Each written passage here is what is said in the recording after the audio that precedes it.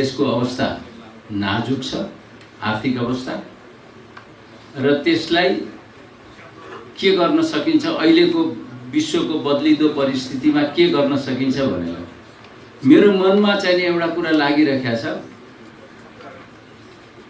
अघि एकजना मित्रले भन्नुभयो ट्रम्प इराटिक छ, सुरुमा सबैतिर उसले ट्याक्सहरू लगाइदियो, त्यसपछि नेगोसिएट गर्दैछ भनेर।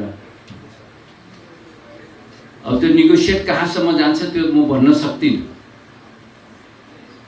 तर ट्रम्पको लास्ट भिजिट कतारमा उसले भनेको कुरा एउटा भन्न चाहन्छु। उसले टिम कुक्सलाई फोन गर्यो र के भन्यो भने इन्डियामा आइफोन नबनाऊ भनेर उसले अर्डर गर्यो। अब त्यो अर्डर टिम कुकले मान्छ मान्दैन, के गर्छ कसो गर्छ, म एक्सपर्ट होइन, म जान्दैन।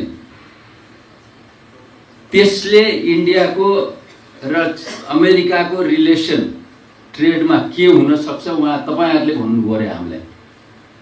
चाइनासितको रिलेसन अमेरिकाको जतिसुकै राम्रो भए पनि म एउटा कुरा चाहिँ स्वीकार्छु, यो यिनीहरूको लडाई खाली ट्रेड वार मात्रै हैन, अन्य वारहरू पनि छन्।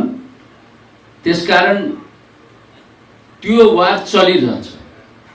मैले यो किन भनिराखेको छु भने हामी दुईटा ठूला देशको बीचमा छौं, एकातिर चाइना एकातिर इन्डिया, र ट्रम्पको ट्रेड वार अमेरिकाबाट चलिरहेको छ। यी दुईटामा हामीमा छैन भनेर त आयो, 10% मात्रै छ भनेर। त यसको असर भोलि नेपालीहरू नेपाललाई के हुन्छ भन्ने कुरा हामीले सोच्न जरुरी छ। आजदेखि नै हामीले छलफल गर्न जरुरी छ जस्तो लाग्छ मलाई।